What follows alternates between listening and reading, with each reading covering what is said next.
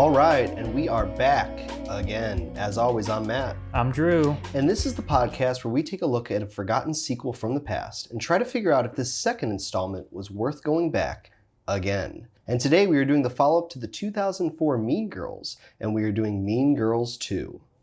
You fell head over heels for the first Mean Girls. Kind of psychic. Really? It's like I have ESPN or something. Now, the Plastics Who are the Plastics? They're teen royalty. are back. It's so embarrassing how much they love me. Oh! I'm gonna vomit. It's their world. Stay down there and don't ever look at me again. But now it's her turn Who's she? There's tons of comments. All the guys think she's hot. to get even. This is war. Mean Girls 2 came out in 2011. It's directed by Melanie Marin, written by Cliff Ruby, Alana Lesser, and Allison Schroeder. It stars Megan Martin, Myra Walsh, Jennifer Stone, Diego Boneta, and Tim Meadows. Mean Girls 2 is a reimagining of the events from the 2004 film. We're now set in Ohio. Joe Mitchell, the rugged, no-nonsense, no-drama new student at North Shore High School, is offered a proposition from a rich father, where Joe will receive payment to be friends with his daughter, a social outcast and aspiring artist named Abby. What Joe doesn't know is that this new friendship will place her in the middle of a lifelong rivalry between Abby and the also rich and relentless leader of the Plastics, Mandy. Will Joe be able to help Abby finally defeat her lifelong bully? Will Mandy learn from her jealous ways and redeem herself like how Regina George did in 2004? How much money was Tim Meadows paid to show up on set again? And overall, does anybody even care? All right, that was pretty solid. There's a lot that was left out, obviously, because it's just such a dense movie, but it's not good. Yeah. Before we kind of even get into this, and this seems to happen every season, where there's at least one movie on our list that's not actually a sequel. This is a reimagining. The only connective tissue is that Tim Meadows is still the principal. But that's the first confusing thing, is that he's the principal still, but the school's in a different location. Yeah. Is it a different named school? It's still North Shore High School. Okay, so it's the same name. But the first one was set in Illinois, and this one is set in Ohio. And it's stated in the movie, the state that it's in. Yeah. So It's interesting because this isn't a theatrical release movie, so we got burned once again because this is a made-for-TV movie. And yeah, Mean Girls 2 was actually made by Paramount Famous, which is a made-for-home entertainment division of Paramount Pictures. It develops home entertainment sequels. This aired on ABC Family back in 2011 as part of Mean Girls double feature. And the film was actually, the 2011 Mean Girls 2, it was actually the most watched television movie of the week among viewers aged 12 to 34. With 2 million viewers in that age group, 3.4 million overall, and it says it attracted a strong female audience of 1.6 million. It was shot in 22 days, the sequel. they really, I really thought this was like a stupid movie, but that's actually really smart, because Yeah. they baited a lot of audience members with that movie. And I guess the reason why we're doing it as our next episode is We got baited too. Well, we got baited too. We thought it was a real movie. It's also topical because, the Mean Girls musical movie came out a couple months ago. And, Mean Girls from 2004, I would argue, is probably one of the best comedies in the last, 10 to 20 years. I would say it's definitely like one of the most resilient. It's still, or I guess it holds up. Yeah. It's still really funny. And it also, I think it was a surprise hit in 2004 because it is a funny movie first and foremost, but it also has a really good story attached to it that it makes sense on this podcast why they decided to make a sequel, but they really didn't. They did a reimagining that was made for TV. I can get past that because people don't understand what sequels are, but this would make sense if they made the sequel a year or two later. Yeah. This is 7 years later. Yeah. This is ABC Family. How do we squeeze some cash out? So my question is that if you're going to take this successful movie and you're going to reimagine it, why is Tim Meadows still the principal in this new high school? Well, the same high school, but just with less budget. Why is he here? Again, that comes back to the fact that it's 7 years later. He's the only one who probably cared about it anymore. Everyone else is too successful at that point because it launched a lot of people's careers. Sure, or he just needed a new pool or something like that. Maybe, but that's the thing is I don't think he got paid that much. I mean, I'll tell you what, it's good that he's in there because he's definitely the best part. Is he?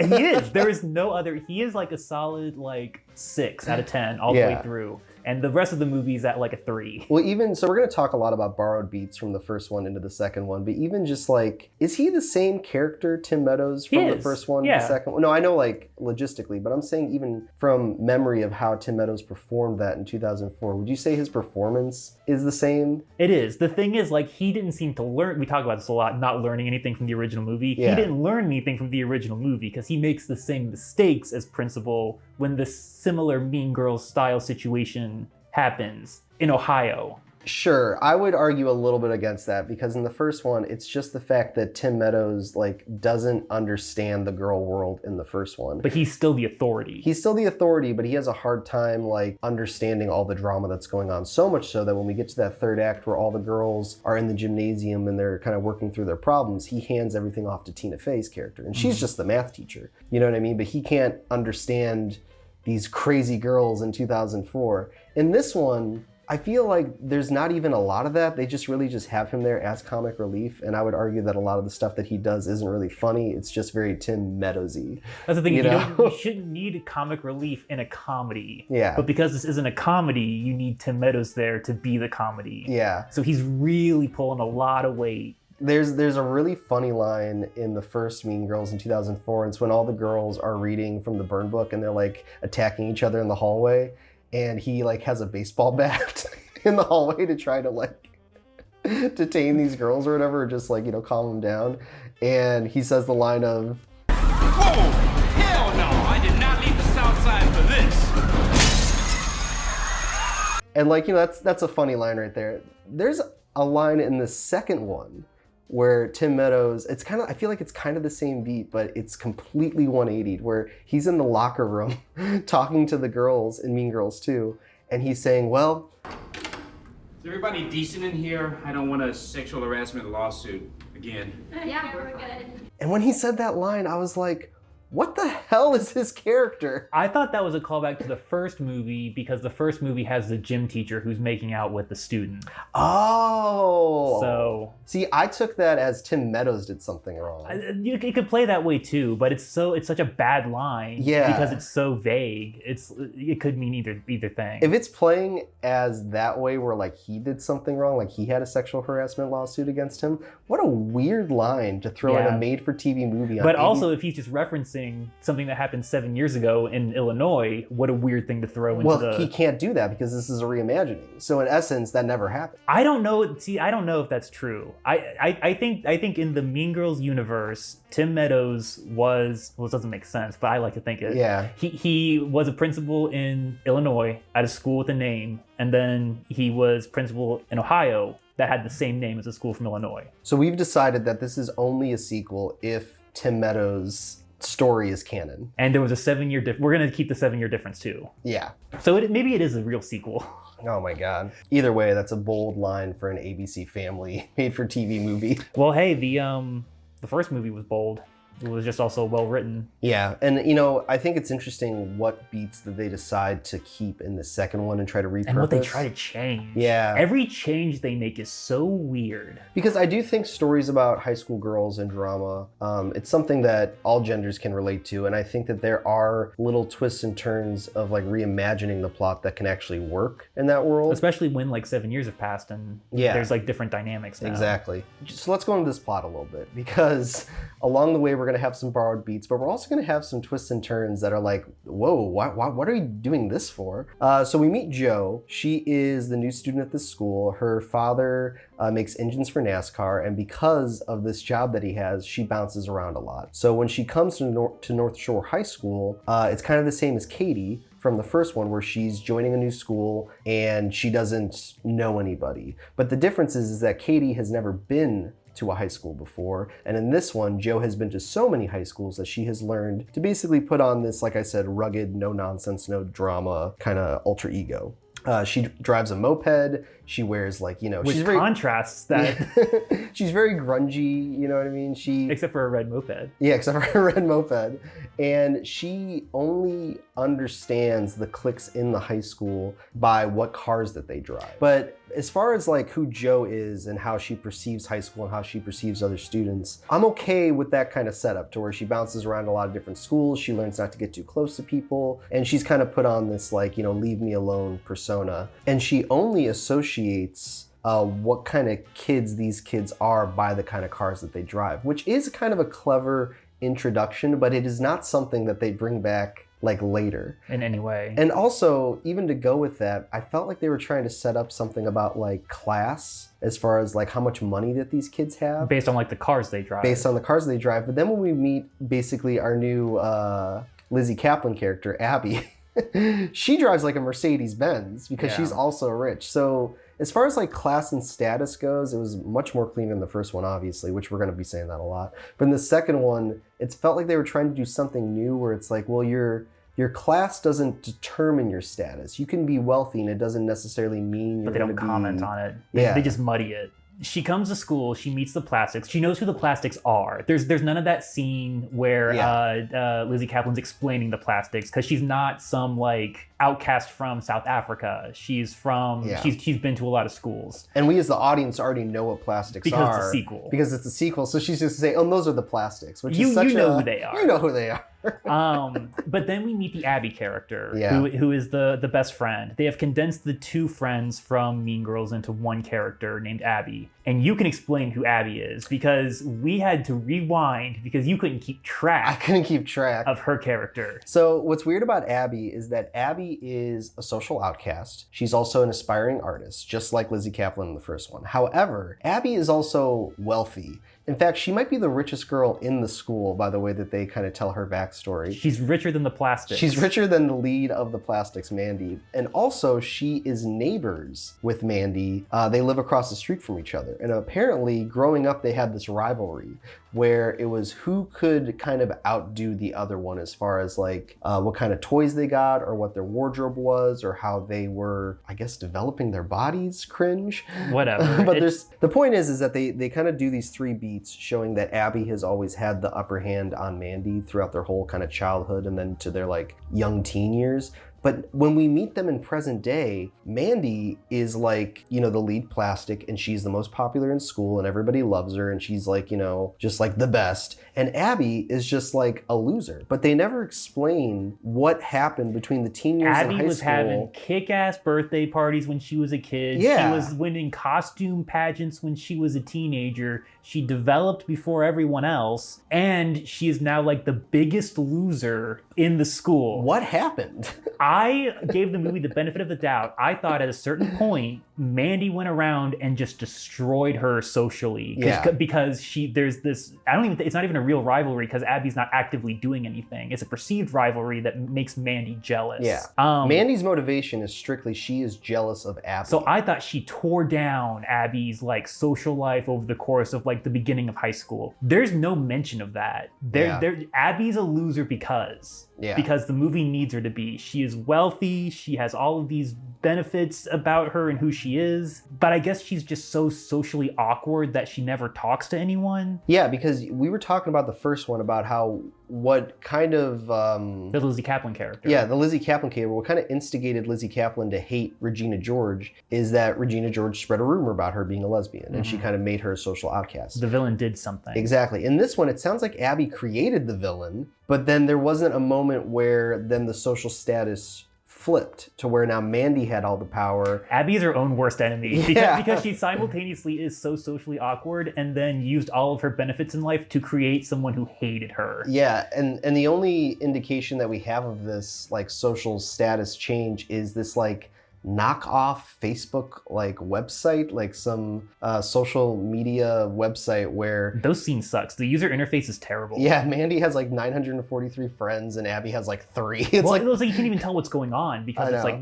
it's structured so weird. It's like the South Park episode about Facebook where like the one kid has 0 friends, like that's Abby, So anyway, yada yada yada. This is the rivalry that takes place, and Jo is the new girl that's thrown in the middle of this. So one day after Jo Joe witnesses Abby and Mandy facing off in the cafeteria, and not facing off, really Mandy just like kind of scolding her and embarrassing her in front of everybody. Joe gives Abby a ride home and she meets Abby's father. And then Abby's father offers Joe... She propositions Joe to be Abby's friend to pick up her spirits, and he will pay her $4,000 initially, and then he will offer to pay her college tuition because the college that she wants to get into is very expensive, and her father, the NASCAR engine maker, he can't afford that college because he's just, my God, he's just working on this one engine that he can't fucking fix. And what's weird about this whole proposition is that this is where the movie starts. So when the movie actually starts, we are in Abby's father's like den, his office. It's a flash forward to this scene, and we have no context. No context for it. So she's standing in the father's office. She's looking at a picture of Abby, and then the father like very creepily comes up to her and goes like, she's gonna be in good hands with you. And then like there's a voiceover from Joe that's like, okay, let's actually go back a little bit, and we essentially work our way up to this moment where Joe will be in the office and the dad will proposition her to be friends with Abby for money. And when that happened, I was like, oh, so we're gonna do like a love don't cost a thing, a 10 things I hate about you kind of scenario where we're gonna pay somebody to have a fake relationship with somebody else in hopes that, it picks up their spirit or just to get money, I guess. Which is like, it's such a terrible place to start the movie because you have that's a new element they're adding to Mean Girls. You think if they were going to do a flash forward, they would start with a familiar element, like the plastics or something, but it's Mean Girls 2, and we're opening up on this proposition scene between an adult man we don't know and then the main character who's doing the voiceover. Yeah, and it's weird because if the first one almost is kind of like a fish out of water scenario, in this one, Joe understands how high school works so much so that when we have that scene of her in the parking lot looking at everybody's cars, she's kind of saying that as like, oh, business as usual. These kids are like this, these kids are like this, and these kids are the plastics. So she doesn't really have a fish out of water like situation. No, she really just has like, I need money. Well, it's weird because it's like she's a rebel archetype, which is finally set up. It's like, okay, she travels a lot, so she can't develop lasting connections in high school. It's fine. But then to give her this plot where it's like, we need you to be friends. It's like, if you were going to make her rebellious, the father should be like uncomfortable about coming to her. Mm-hmm. It should be like she's set up to be, it seems like a dangerous biker girl or something, like a rebel. And then the dad just like, oh, you look sweet. Like, you're the first person I'm going to ask to pay to be my daughter's friend. Yeah. It's like, there's no setup for who this character is other than she's not a fish out of water. Once like she starts becoming friends with Abby, obviously she actually enjoys Abby's company and she starts to actually care about her. But then we kind of go back to like a little bit of what the plot of the first Mean Girls is, which is because Joe is now friends with Abby, this is what's going to make Mandy want to target Joe. Is that really what it is? I honestly forget how because it's like we're talking about, because like a big chunk of this part of the movie is Abby and Joe. And it's like, okay, the plastics have been gone for a while. Yeah. How do they get back into the plot? I can't remember. What happens is that Mandy, because her rivalry with Abby is based off of jealousy, I guess, for Abby always being like number one and her being number two. It starts with Abby parks in a handicapped parking That's spot. what it is. That's so funny. Okay, yeah. So go back and start in the cafeteria because that's when she breaks her leg. Yeah, so they have an altercation in the cafeteria. Abby breaks her leg, and then because of that, she's able to park in a handicapped parking spot. And I guess the handicapped parking spot is closer than the other close parking spot. They always are. Which they always are. And then someone makes a reference like, wow, she got the better parking spot, Mandy. I guess she's number one and you're number two now. And Mandy's like, Two? Mandy hated being number two. This is war. That sets off the whole rest of the movie. And her response to this is by getting all the kids in the school to paintball Abby's Mercedes. And it's like they're just firing paintballs at her Mercedes. And like my question I was going to ask you earlier is, why does everybody hate Abby? Because the plot needs them to. There's no reason. She's not ugly. There's no real social challenges other than like the shyness. There's no reason, and that it's to the point of the benefit of the movie almost, because that's almost like the most enjoyable element. Yeah, is how the movie just shits on Abby relentlessly. The plastic's always parked in the handicapped spot because no one needed it, and then Abby needs it because of the plastics, and the plastics take that personally.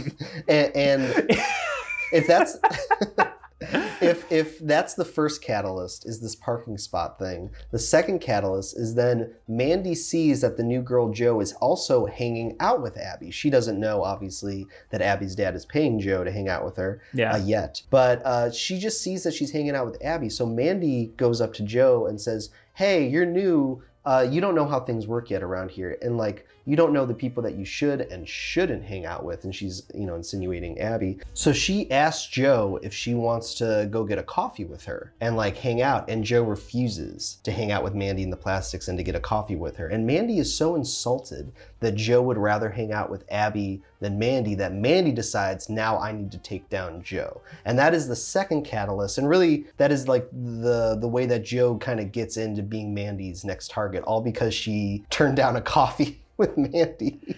Another borrowed beat, obviously, besides all the stuff we said, is coming up with a plan to take down somebody. In the first one... 3 beats. There's 3 beats. The boyfriend, the other girls, and the appearance. Exactly. In this one, they give the plan to the Plastics to take down Joe, right? Like, yeah, they reverse it. The Plastics have to do a plan to take Joe down. Yeah, they're going to record her on her date. They're going to record everything that she says on the date about how she's never kissed a boy before. And then they're going to put on the TV monitors in the school that's usually made for the morning announcements, which we'll get into later. They play part of the date and they play the audio of Joe admitting that she's never kissed a boy before. And then everybody in the school mocks Joe for being a virgin, to the point where like there's one like kid in the background that's like, I can't believe she's a virgin. I didn't know.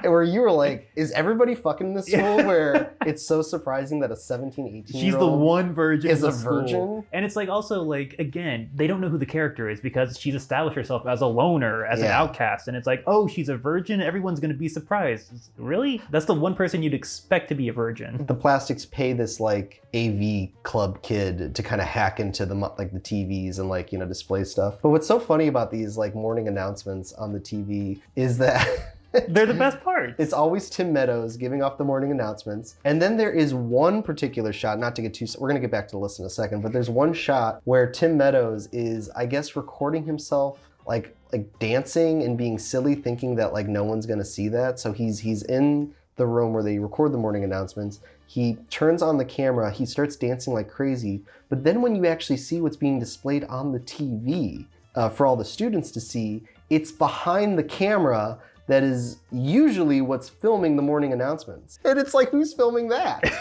No one, it's the filmmakers. Oh my gosh. So anyway, yeah, so they're going to use the TV monitors to, I guess, embarrass her socially, right? And the first time's a rousing success, even though it doesn't make logical sense, because everyone's laughing at Joe the Virgin. Exactly. The second step is they are going to damage her family because they are going to pour sugar packet. The Plastics are going to break into Joe's garage. It's an open garage. It's an open garage. So they're trespassing. They're trespassing, and they're going to pour sugar into the gas tank of the car that Joe's dad is working on, and they're going to ruin the engine with sugar. And what was so funny about that scene is that Joe comes home and she sees that her dad has like been crying because the engine's not working, and they need this engine to work so he can make money and all this stuff, blah, blah, blah. And he's like, I just don't know what happened. The engine just won't work anymore. And then all of a sudden Joe like looks to her left and she sees these 2 like open sugar packets on the ground. So and it's like, 1, how did the car mechanic not realize that the reason the engine isn't working is because of sugar? 2, how does nobody see the sugar? And 3, she sees it. 3, why did the girls leave behind the sugar packets?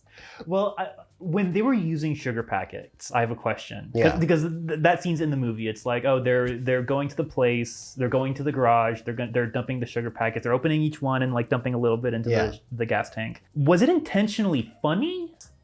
That's what's conflicting, because it's like they're smart enough to know that sugar destroys an engine, but they're dumb enough to leave the sugar packets behind. Yeah. So that's the second way that they take down Joe by... That's the big way. That's the big way. No, well, that's the second beat. I would say then the big way is that then they also mess with Joe's future, because they mess with all of her projects in her woodshop class and all the projects that she's working on. So they're messing with her grades, and then this also leads up to there's a bunch of money being donated for charity that's going to be part of like the homecoming dance or whatever, but the money is for charity, and the Plastics are going to steal the money and put it in Joe's dad's shed, and then they're going to give an anonymous... Frame him. Yeah, they're going to frame her. So then Joe is going to get expelled from school, which is going to damage her college chances. And, you know, the reason why this escalates, why they have to keep taking down Joe, is because what they're realizing initially is that Joe isn't like the other girls. When the plastics do kind of come after her, Joe is there to snap back at her. And then Joe starts to recruit her own posse of the anti-plastics.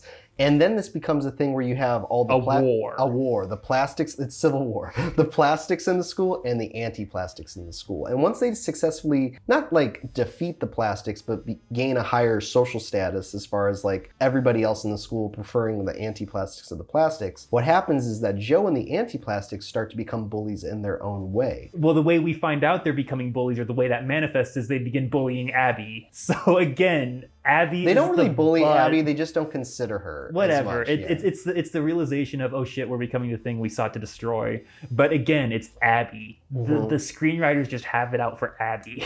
So either way, so you have two things going on. You have Joe becoming progressively more like Mandy and like a mean girl, like a plastic, I guess. And then you also have all the revenge that the plastics are taking on Joe to ruin her life socially, family-wise, and also her school career, whatever. And what this all kind of leads to, as far as like what is going to be the way that we resolve this, right? Once Joe is expelled and framed for stealing the money, she storms out of the principal's office. She finds Mandy. She grabs her by the arm. It looks like she's about to punch her in the face, and everybody in the school's watching. Tim Meadows is watching. He's just letting this happen. And what happens is, out of nowhere, Joe says, you know how we're going to handle this? We're going to have a flag football game. Flimsiest excuse for a football field. It's like you're wondering why aren't they racing, and then you see the football field and you're like, oh, money. It's almost like when they shot this movie, because they shot it in Atlanta, the school that they shot it at didn't have a football field, so they just found a big patch of grass If and any painted lines on school it. would have a football field, but they shoot in a field that is spray painted with the lines. Yeah, and like everyone from the school is in attendance, even though there's only like 30 extras sitting in the stands. Which, yeah, it's like, why does everyone care? Yeah, Tim Meadows is there. He's watching the game also. He's cheering on the girls. This is a fictitious matchup that the girls created that everybody is like invested in, and it's like, why? But either way, during that game, forget the fact that it's one of like the worst football montages I've ever seen, like kind of like clipped together or whatever. We're also going to discover the truth that Mandy and her boyfriend actually stole the money for the charity. During the game, yeah. Yeah. So apparently the AV kid finds evidence that Mandy and her boyfriend stole the money because he was filming them making out in the car where the money... After they robbed it. After they robbed it, they're making out in the boyfriend's car, Mandy is, and the money's in the back seat, and she's like leaning forward and kissing the boyfriend. He has videotaped Mandy's tramp stamp. And during like, you know, the last quarter of this fake flag football game, Joe tackles Mandy in this flag football game. And we're like, why is she on top of her? And it's not until Tim Meadows approaches Mandy and Joe on the ground, and Joe lifts up the back of Mandy's shirt to show the tramp stamp. And then Tim Meadows has a moment where he's looking at his phone, and he's looking at the tramp stamp, and he's like, oh, those are the same tramp stamp. Yep. I guess it must be her. Cops take her away. So the cops arrest Mandy and the boyfriend for theft. Yeah. And then Joe is just like... They win the game. In the clear, yeah. She wins the game. She proves her innocence. And I almost expected the college that was going to deny her for, you know, getting in trouble to be there at the game being like, you know what, we were here as well, and you're back in college. And then it ends, you know, happy ending where, you know, Abby and Joe are going to go to the same college. And yeah, and when this movie ends, I guess we don't really learn anything, which is kind of obvious, but who's to say who was the actual mean girl after all? I guess what is the movie trying to say? Well, let's talk about this, because the ending of the first one really tries to say that being a mean girl is juvenile.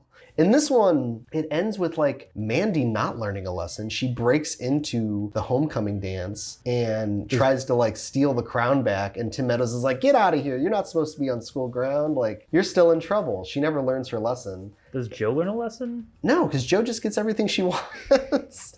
Abby doesn't learn a lesson.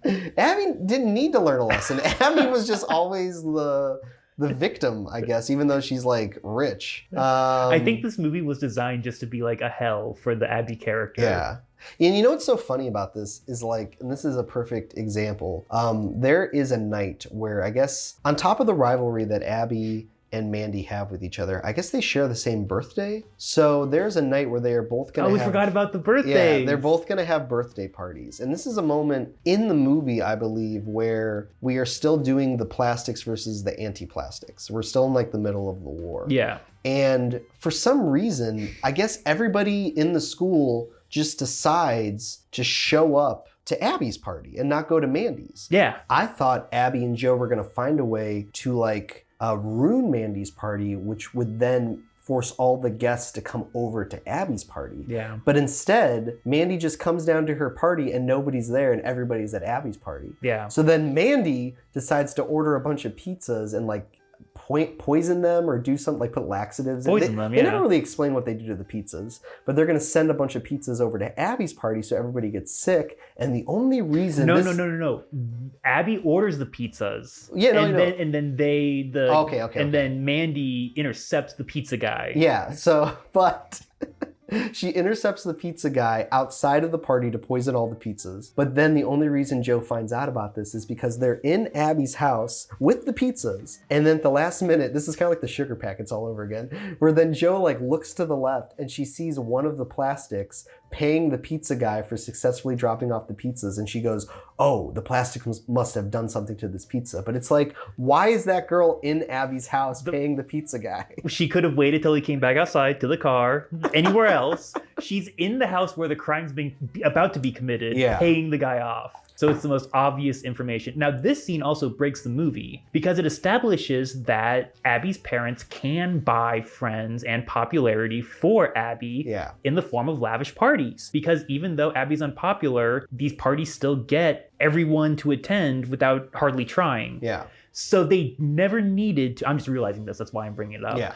They never needed to buy Joe specifically. Yeah. They could have just kept buying parties and favors that way. Yeah, because apparently everybody in this school is so willing just to go with the flow of whoever is the most popular. They will attend Abby's birthday party one day and have the time of their life, and then they will paintball her car the next day. You know, and it's like it never builds to anything. Like it's just so wild. It's so wild. Like it's just such a mess. Mm-hmm. So we never talked about the themes for Mean Girls 2. Well, and it's also like, let's look at the title really quick. This is called Mean Girls 2, and we know that it's a reimagining. They're really just borrowing the title for, you know, the sake of everybody knowing the IP, right? Like, it's so they can do a double feature. Exactly. This will get a lot of viewers. I would argue that, like, I mean, they only said like Mean Girls like once in Mean Girls 2. Well, they say plastics a lot. They say plastics a lot, but this isn't really about mean girls. Like, what is this second movie about? There are no mean girls in Mean Girls 2. You're almost asking, like, what should the title actually be? Exactly. That's what I'm... Yeah, there really doesn't seem to be, like, a reasoning as to why they made the movie, and there doesn't seem to be a reasoning as to, like... The viewers. The viewers, yeah. Well, no, they got the viewers. That's why they made the movie. It was a bait and switch. Yeah, and I guess the only reason why they even do this is obviously because Mean Girls from 2004 is wildly successful. It only has a budget of $18 to $17 million and had a box office return of $130.1 million. That's a big return, but that's a bigger budget than I thought it would have had. I know. And then, you know, the second one, we don't know what the budget was. We just know they shot it in 22 days, and we don't know what the box office is because there probably isn't any. Obviously, you know, there would be continued success even after Mean Girls 2 with the Mean Girls world because Tina Fey would go on to do the Broadway musical that was very successful, and then they also decided to turn the musical into a movie, which just came out a couple months ago, like I said, which is the Mean Girls musical movie. I'm realizing we didn't talk about the Mean Girls very much at all in Mean Girls 2. We didn't talk about either of the plastics aside from Mandy. I don't even remember their names. Well, to be honest, the side plastics outside of Mandy, they're not really copies of the first one besides the fact that, like... One of them is, one of them isn't. Yeah, one of them is a dumb blonde that, just like Amanda Seyfried's character, where she's just like super dumb, but they also add in the thing with this new blonde girl in Mean Girls 2 where she's just like really horny and like making out with everybody. Amanda Seyfried's character was... She wasn't as horny as this girl was. And then the other girl, who's the replacement for Gretchen, she's just a germaphobe.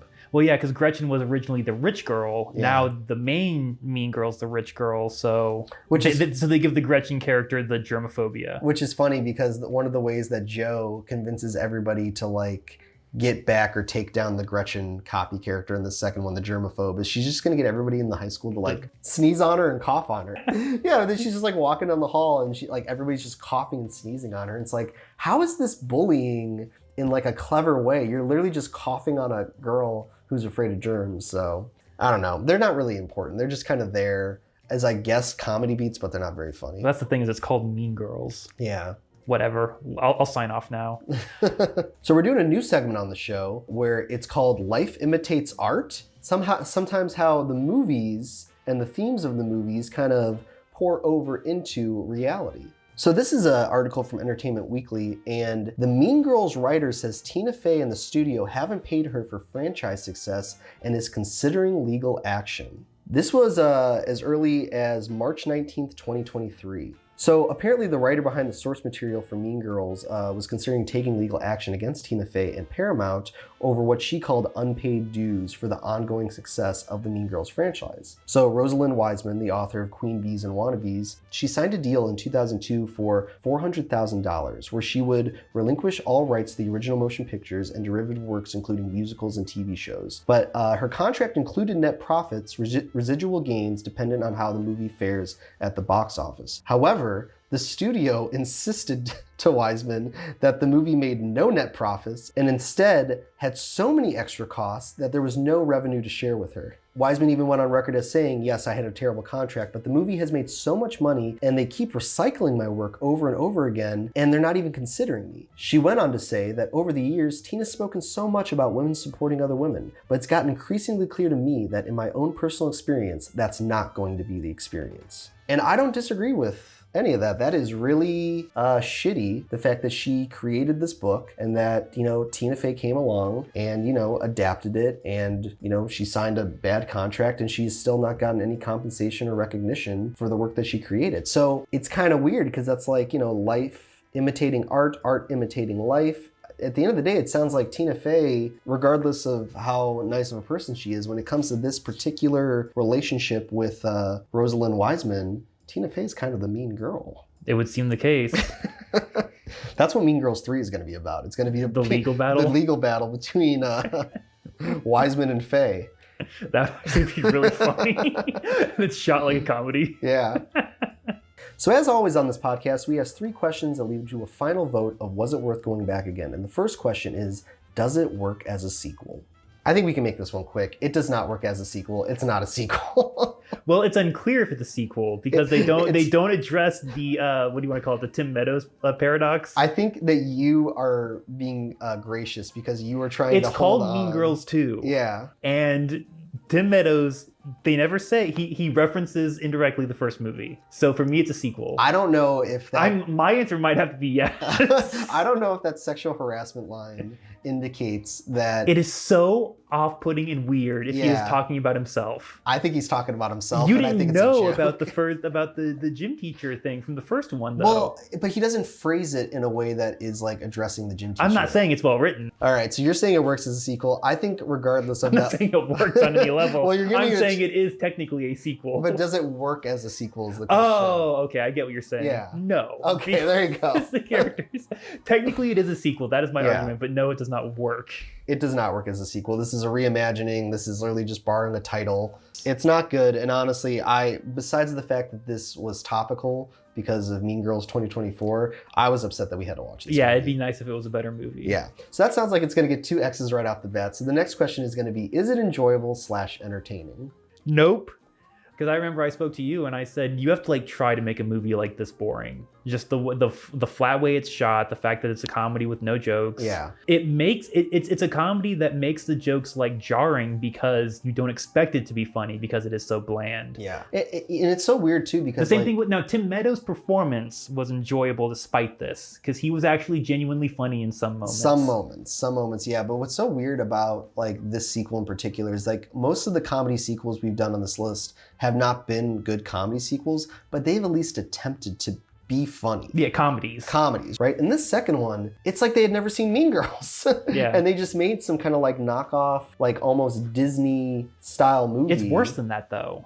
Yeah. Like you would think if like I really didn't think the ABC Family commissioned this because they make better shit than this. Yeah. So that was almost like surprising when you said that at the beginning of the episode. And even the director of this, she's done a lot of like episodic, shows, and she's done like, Pretty Little Liars. So, I don't think that like it's her fault that it's directed so poorly. I just think that they had nothing to work with. They had no money to work with. Like there's a great as far as like how much money that this second Mean Girls had, there's a great moment where Tyler and Joe are going to go on their first date. Oh yeah. And they do a montage of just like still shots of them with just close-ups of their face, laughing. A tree in the background. Maybe a tree in the background, laughing, eating popcorn, getting closer together. And then it's a hard cut to the end of the night where Tyler just says like, man, I had a great time at that carnival with you. It's like, there was no carnival music. There was nothing. Nothing. There's not even like an attempt to put any kind of like lights in the background of these like still shots to show that they were at like a carnival. That is so funny because it's like, can you imagine them reading the script and then being like, okay, the script says carnival. Well, no money. Best I can do is a tree. Absolutely, yeah, nothing. So I don't blame the director for not basically having any resources to make this movie. But just in regards to the question, is it enjoyable / entertaining? It was almost so bad that it was entertaining. No, because not for me. I think it had the potential to do that, but it just wasn't. So should have swung bigger. I'm gonna say it's not enjoyable / entertaining. So that sounds like it's gonna get another 2 X's. So the final question is gonna be, does it need to exist? Are you trying to form an argument? I don't know, not at all. There's no fucking way. There's just no depressing. reason. You know what it is? It's depressing that we have to ask these questions. It is. Because it's like one thing if it's like, oh, if this was a bait and switch in the theaters, then that'd be interesting because we can analyze the box office numbers. It's like it's a bait and switch for TV. Okay, it got some viewers. It's like let's look at the Nielsen ratings. It's like that doesn't mean anything. It feels like an afterthought that it even exists, right? Like especially the fact that they shot this in 22 days. And that like, and I would also say like, the performances and everything, they're not good. And I'm not trying to blame like any of the actors for their performances, but these really feel like people that are like almost like a soap opera. Everything's phoned in. Yeah, not even phoned in. It's like they don't get the time to actually like do anything. So they just show up on the day, these actors, they get their lines, they say them, and then we move on with our life. So if you're doing that math at home, that's gonna be 0 checks and 6 X's. So it's gonna get 1 giant X for not worth going back again. And yeah, I didn't even know that this movie existed, to be honest. I saw the thumbnail and even like the poster that's on HBO Max, like they don't even look like the girl that's in the front of the poster with her arms crossed. Yeah, Joe. That doesn't look like Joe in the movie. It's sad. I was going to talk to you and I was going to be like, can we just do Bratz instead? I know. Well, that's almost like a better Mean Girls sequel. Bratz is the better Mean Girls sequel in the sense of taking the themes of Mean Girls and then like twisting enough stuff, but then also going over the top ridiculous with shit. Where it's so bad that it's like amazing. Yeah, you would want that with this movie, but you don't. Yeah. You don't get that. As always, thanks so much to everyone for listening. If you like this episode, make sure you like, subscribe, and you comment below. You can listen to all episodes of the Back Again Sequel podcast, available wherever you listen to podcasts, or you can watch these episodes with video on YouTube. Just subscribe to wag.productions. Special shout out to Neely for doing our intro and our outro song. And outside of that, Drew, you got anything else to add? This sequel was not fetch. All right, everyone, we will see you next time, hopefully sooner than the last time.